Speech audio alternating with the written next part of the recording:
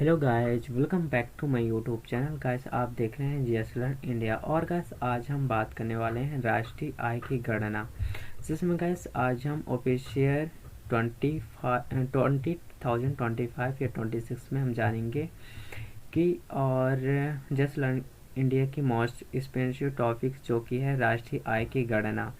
और आज हम इंडियंस इकोनॉमिक्स के सारे टॉपिक्स के बारे में बात करेंगे, जिसमें आ गए जीडीपी क्या है, जीएनपी क्या है, बहुत कुछ टॉपिक्स आपको सीखने को मिलेगा। तो बस चलते हैं इस टॉपिक्स की ओर। और यदि गैस आप इस वीडियो पे नए आए हैं तो गैस प्लीज़ इस चैनल को सब्सक्राइब, लाइक एंड शेयर करना ना भूलें। तो गैस चलते हैं इस टॉपिक्स की ओर। तो गैस हम बात करते हैं राष्ट्रीय आय गणना क्या होता है। अमेरिका अर्थव्यवस्था साइमन कुजिनेटस के सकल घरेलू उत्पाद की अवधारणा को प्रस्तुत किया गया है। ठीक है, उन्होंने इस विधि का प्रयोग कर देश की हर घरेलू और राष्ट्रीय आय को सकल एवं निवल रूप से माप करते हुए चार स्पष्ट अवधारणा स्पष्ट की है। ठीक है, जिसमें गैस आता है जीडीपी, एनडीपी, जीएनपी या एनएनपी का विकास क्या है, जिसको हम क्या बोलते हैं गैस, आय, राष्ट्रीय आय गणना। जिसमें सबसे पहले बात करते हैं सकल घरेलू उत्पाद क्या होता है, यानी ग्रोस डोमेस्टिक प्रोडक्ट। इसका फुल फॉर्म क्या होता है गाइस, जीडीपी का ग्रोस डोमेस्टिक प्रोडक्ट। ठीक है, ये किसी भी अर्थव्यवस्था एक वर्ष उत्पादित सभी वस्तुओं और सेवाओं का अंतिम मौद्रिक मूल्य ही जीडीपी कहलाता है। ठीक है, यानी कि अर्थव्यवस्था में हम समझते हैं एक वर्ष के सारे सभी वस्तु और सेवा के अंतिम मौद्रिक मूल्य क्या कहलाता है, जीडीपी। यानी कि हमारे देश के अर्थव्यवस्था में आय का गणना कब पता चलता है, जब पूरे साल भर की गणना को लास्ट स्टेज में हम लास्ट ईयर में हम उसको जानते हैं, तब पूरे एक वर्ष का पूरी गणना को ही हम राष्ट्रीय आय कहते हैं, यानी कि जीडीपी कहते हैं। ठीक है, जीडीपी का अवलोकन यानी कि 3 विधियों से किया जाता है। आकलन कैसे कैसे 3 विधियों से, तो गैस सबसे पहला है हम यहाँ पे उत्पादन विधि से जीडीपी देखते हैं, जिसमें किसी भी अर्थव्यवस्था में एक वर्ष में उत्पादित सभी वस्तुओं और सेवाओं का अंतिम मौद्रिक मूल्य है। जिसमें से पहला क्या है गैस, इसके अंतर्गत राष्ट्रीय आर्थिक सीमाओं के अंदर, यानी कि अंतर्गत राष्ट्रीय आर्थिक सीमाओं के अंदर विदेशी कंपनियों द्वारा उत्पादित वस्तुओं को, सेवाओं को गिना जाता है। तभी भारतीय द्वारा विदेश में उत्पादन को नहीं गिना जाता है, यानी कि भारत द्वारा जो विदेश से उत्पादन होता है उसको नहीं गिना जाता, जो कि यानी कि जो कंट्री है अपना देश, वहाँ से जितना उत्पादन हुआ है, ठीक है, वही जीडीपी को गिना जाता है। व्यय विधि किसको कहते हैं गैस, एक्सपेंडिचर मेथड, यानी कि इसमें आकलन राष्ट्रीय निजी उपभोग, सरकारी व्यय और सकल निवेश और शुद्ध निर्यात, यानी कि निर्यात आयात के योगफल द्वारा ही किया जाता है, उसको हम क्या कहते हैं, व्यय विधि। आय विधि उसको कहते हैं जिसमें इनकम मेथड क्या होता है कि वेतन हो गए, मुनाफा, किराया, ब्याज जैसी आयों को जोड़कर हम आय विधि जोड़ते हैं। ठीक है, कि हमारे देश में क्या हुआ है। यदि सकल घरेलू उत्पाद यानी कि जीडीपी लगातार 2 तिमाही और गिरावट आती है तो उसे मंदी के रूप में जाना जाता है। इसके परिणाम स्वरूप वेतन या स्थिरता आ सकती है और नौकरियां खत्म हो सकती है। ये होता है सकल घरेलू। अब गाइस बात करते हैं, यदि सकल घरेलू उत्पाद लगातार बढ़ रहा है तो लोग अधिकतर कर देते हैं, क्या करते हैं, खुद के उत्पादन में लगातार बढ़ रहा है तो सकल घरेलू का जो जीडीपी लगता है अधिकतर लोग कर देते हैं, क्योंकि वे अधिक कमाते हैं और अधिक खर्च करते हैं। इसको सकल घरेलू उत्पाद कहते हैं, यानी कि श्रम की खर्चा श्रम में लगाना उसको बोलते हैं। ठीक है, शुद्ध घरेलू उत्पाद यानी कि नेट डोमेस्टिक प्रोडक्ट, यानी कि एनडीपी क्या कहलाता है कि किसी भी अर्थव्यवस्था का वह जीडीपी जिसमें यानी कि एक वर्ष के दौरान होने वाली गिरावट, यानी कि पूंजी स्टॉक की खपत को घटाकर प्राप्त किया जाता है।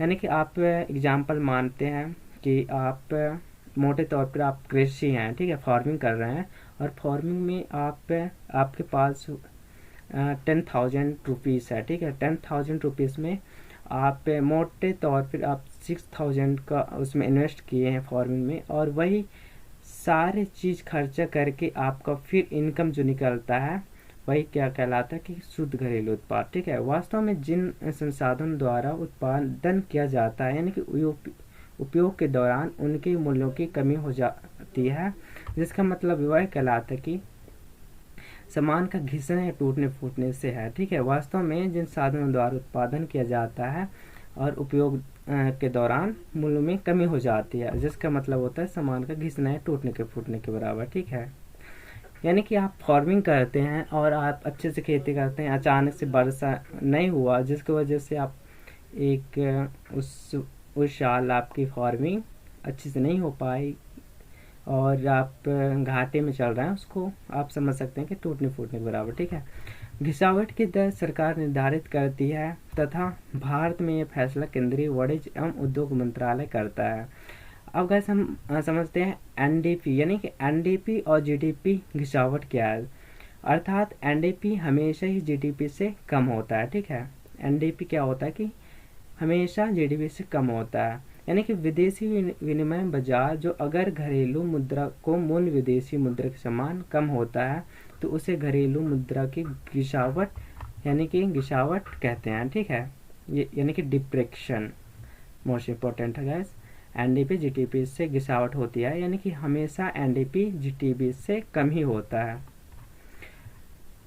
गैस हम बात करते हैं, इसका मतलब यह है कि दुनिया की अर्थव्यवस्था की तुलना करने में यानी कि तुलना करने में नहीं किया जा सकता है, क्योंकि घिसावट दरें जो कि सरकार अपने अनुसार तय करती है कि हालांकि यह तार्किक होती है और ज़रूरी नहीं। ठीक है, वही हम बात करें 2002 में भारत सरकार ने वाहन जिनमें 6 से अधिक पहिए हो घिसावट दर यानी कि 20% से बढ़कर 40% कर दी है। ठीक है, भारी वाहनों की बिक्री बढ़ाने के लिए घिसावट दर यानी कि डिप्रेशन रेट क्या बढ़ाया गया कि डिप्रेशन रेट बढ़ाने का मतलब ये था कि कंपनी और व्यापारी अपने वाहनों को मूल्य और तेजी में कमी दिखा सकते हैं। ठीक है, जिसमें टैक्स में छूट पा सकते हैं। यानी कि आप एग्जांपल एक ट्रक मानते हैं जो कि 6 पहिए वाले है। ठीक है, पहले चलते रहा 4 पहिए, उसमें 2 पहिए और ऐड कर दिए 6 पहिए हो गए। यानी कि आप सरकार को ये दिखाएं कि हम चल रहे हैं। ठीक है, 6 पहिए है, मतलब कि उसमें जो मटेरियल है उसमें थोड़ा सरकार को क्या दिखाएंगे, कम दिखाएंगे, जिससे कि आप छूट पा सकते हैं। जब कोई व्यवसाय कोई नया वाहन खरीदता है तो उसकी लागत को घिसावट के रूप में कर योग आय यानी कि डिस्टेबल इनकम भी घटाया जाता है। ठीक है, पहले यदि कोई वाहन 10 लाख का था तो घिसावट दर कितना हुआ था, 20%। ठीक है, पहले साल व्यापारी को 2 लाख की टैक्स छूट मिलती थी, बट अब 4 लाख हो गई है। ठीक है, मूलतः घिसावट उसकी दरें और आधुनिक सरकारों के लिए आर्थिक नीतियों को बढ़ाने के लिए हथियार के रूप में कार्य किया जाता है, एक हथियार के रूप में कार्य करता है। ठीक है, अब गाइस हम बात करते हैं सकेलो राष्ट्रीय उत्पाद क्या है, यानी कि ग्रोस नेशनल प्रोडक्ट यानी कि जीएनपी क्या होता है। देश के निवेशियों द्वारा देश में विदेश एक वर्ष के किए गए अंतिम रूप से उत्पादित कुल वस्तुओं को सेवाएं और मौद्रिक मूल्य को एक सकल राष्ट्रीय उत्पाद कहा जाता है। यानी कि जीएनपी जीडीपी आयात या विदेशियों द्वारा देश में अर्जित आय प्लस निर्यात या देशवासियों द्वारा विदेशों में अर्जित आय कहते हैं, जिसमें यानी कि जीएनपी जीडीपी प्लस विदेश और भारत के विदेशों की कमाई निजी प्रेषण यानी प्राइवेट रेमिटेंस से हमेशा लाभ पर आयत घटा प्लस विदेशी ऋणों का ब्याज लेन माइनस विदेश को देना पड़ता है, जिसमें हमेशा हानि यानी कि प्लस विदेशी अनुदान माइनस विदेशों को अनुदान अल्प पर हमेशा लाभ होता है। ठीक है, यानी कि जीएनपी के आधार पर आईएमएफ देशों को क्रय शक्ति तो लेता है यानी पीपीपी के आधार पर रैंक करता है, जिससे कि हमारे देश को ये पता चलता है कि हमारे देश में कितने जीडीपी दर अर्थव्यवस्था बढ़ी है या घटी है। ठीक है, जीएनपी अर्थव्यवस्था की परिणात्मक यदि देखा जाए तो साथ साथ एक गुणवत्ता तस्वीर भी पेश करता है। यह बताता है कि बाहरी दुनिया किसी भी देश के खास उत्पाद में कितना निर्भर करता है और यह दुनिया के देशों में कितना निर्भर है। ठीक है, इसको हम क्या बोलते हैं, जीएनपी। ठीक है, ये जीएनपी के अंतर्गत आता है। ठीक है, और हम शुद्ध राष्ट्रीय उत्पाद यानी कि नेट नेशनल प्रोडक्ट क्या होता है, यानी कि एनएनपी क्या होता है, एनएनपी जीएनपी घिसावट, एन यानी कि एनएनपी बराबर जीएनएनपी माइनस घिसावट। ठीक है। राष्ट्रीय आय यानी कि नेशनल इनकम क्या होता है समझते हैं। राष्ट्रीय आय से तात्पर्य यह है कि अर्थव्यवस्था द्वारा पूरे वर्ष के दौरान उत्पादित अंतिम वस्तुओं या सेवाओं के शुद्ध मूल्यों का योग होता है, जिससे हम इसमें विदेशों और अर्जित शुद्ध आय भी शामिल होता है। ठीक है। राष्ट्रीय आय में सभी प्रकार की वस्तुओं और सेवाओं की बाजार कीमतें शामिल की जाती है। वही बात करें हम एनएनपी। ठीक है। एनएनपी कारक मूल्यों की राष्ट्रीय आय लिखते हैं। राष्ट्रीय आय बराबर बाजार कीमतें यानी एनएनपी माइनस अप्रत्यक्ष कर प्लस सब्सिडी। ठीक है। राष्ट्रीय आय का संबंध यह है कि वस्तुओं एवं सेवाओं का प्रवाह से है। ठीक है। यानी कि इसलिए अवधारणा साथ ही समय में अवधि जुड़ा रहता है। प्रत्येक एक वर्ष की सभी अवधि ली जाती है। व्यक्तिगत आय यानी कि पर्सनल इनकम क्या कहलाता है समझते हैं। पर्सनल इनकम से रिलेटेड यह है कि व्यक्तिगत आय वह आय है जो देशवासियों को वास्तव में प्राप्ति होता है, यानी कि व्यक्तिगत आय बराबर राष्ट्रीय आय प्लस निगमों का अतिरिक्त लाभांश प्लस यानी कि माइनस निगम कर माइनस सामाजिक सुरक्षा योजना के लिए किए गए भुगतान। ठीक है। प्लस सरकारी हस्ताक्षर भुगतान और प्लस व्यापारिक हस्ताक्षर भुगतान, ये सारे व्यक्तिगत आय होता है। ठीक है। Personal income. ठीक है।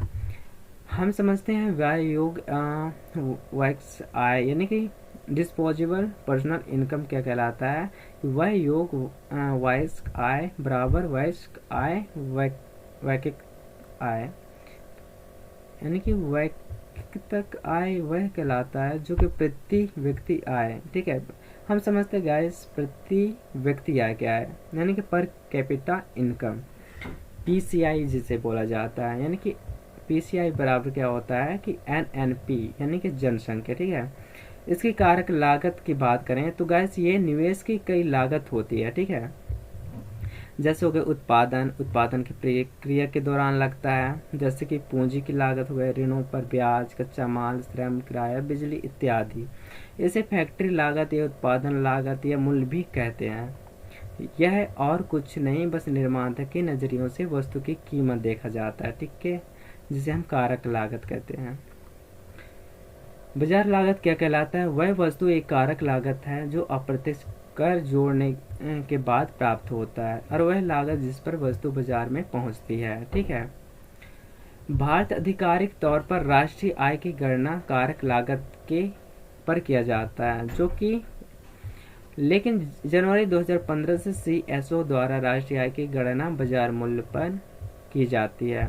जीबी में उत्पादन कारों शामिल करने के लिए बाद बाजार मूल्य और ज्ञात होता है, जिसमें सकल मूल्यवर्धन यानी क्रॉस वैल्यू एडेड जीबीए की बात करें तो गैस यह एक तय अवधि इनपुट कास्ट और कच्चे माल का दाम निकलने के बाद कितने रुपए में वस्तुओं और सेवाओं के उत्पादन होता है इसके बारे में बताता है। कि उदाहरण के लिए ऐसे समझें कि किसी वस्तु के निर्माण के लिए 20 रुपए कच्चा माल लगता है। ठीक है। 20 रुपए की श्रमिक लगते हैं तो वस्तु का वास्तविक मूल्य 40 रुपए बनता है, लेकिन यह उस वस्तु की मार्केट में डिमांड 100% रुपए है तो 60 रुपए सकल मूल्य वर्धन हुआ। ठीक है। तो गैस कुछ इस प्रकार से जीडीपी, जीएनएनपी, एनएनपी हो गया, कुछ इस प्रकार से मोस्ट इम्पोर्टेंट टॉपिक्स जो कि गैस आने वाले एग्जाम परीक्षाओं के लिए गैस साबित हो सकता है। यदि गैस आपको ये वीडियो पसंद आया तो गैस प्लीज़ इस वीडियो को लाइक कीजिए, शेयर कीजिए और आप इस चैनल पे न्यू आए तो गैस प्लीज़ इस चैनल को सब्सक्राइब कीजिए। गैस मिलता है नेक्स्ट वीडियो में, तब तक के लिए guys bye bye, take care gas.